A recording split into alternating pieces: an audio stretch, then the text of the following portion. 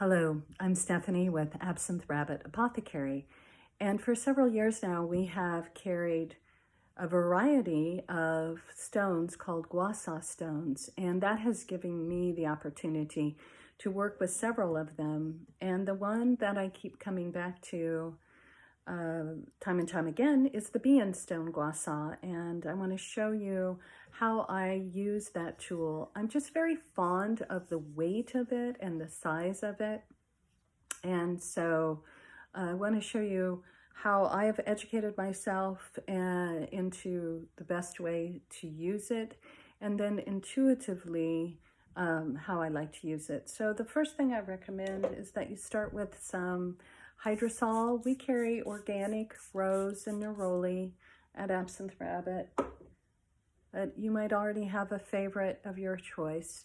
The second that you want to do is just apply a drop or two of serum. That's all you need, especially if it's a really good quality serum. And then apply the serum gently into the skin. Now you can bypass serum, just gives you a little bit more glide and is wonderful for the skin. So you can also rub any excess into your hands and your nails. Okay, then I take the stone, and just for the sake of this video, we're going to just do a little, we're going to start with the neck, but you can use the stone for the whole body.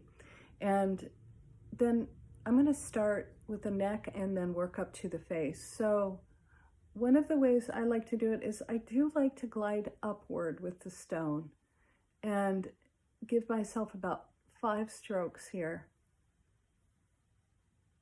Gentle. And then using the same edge, I prefer to use the same edge. I give a little bit of resistance, and then I go along the jawbone here.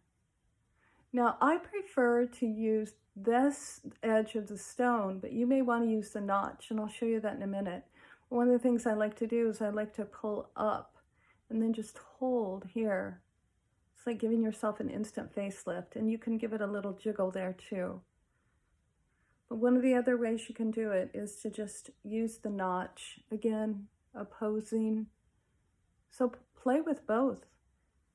And then I go into the marma point, and you may want to educate yourself on the marma points. But I have had troubled skin my entire life, and that was one of the reasons behind creating Absinthe Rabbit. And I have the scars from my previous type of skin that I have. I've really worked to change that. So I'm getting in here to a marma point, and I'm lifting.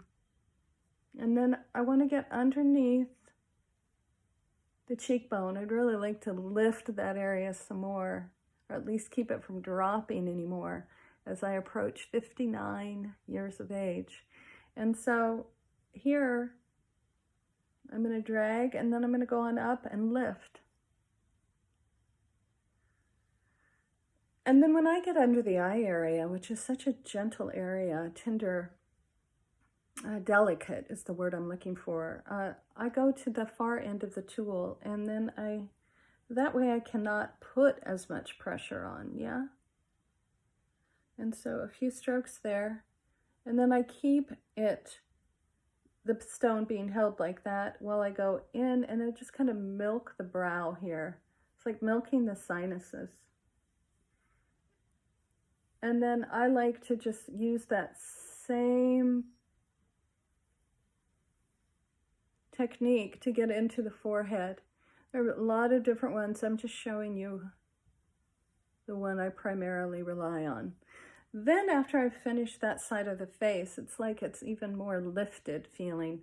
I go back to the notch, and I start with some strokes right up. Now this is where I really like having the notch. And then now you're going to go repeat that on the other side of the face. Then how I like to end is return to the notch, and then just guide it up the bridge of the nose. And then when you hit those 2 points between the brow, apply slight pressure and lift. So these are little, wonderful little stones and tools for you to work with.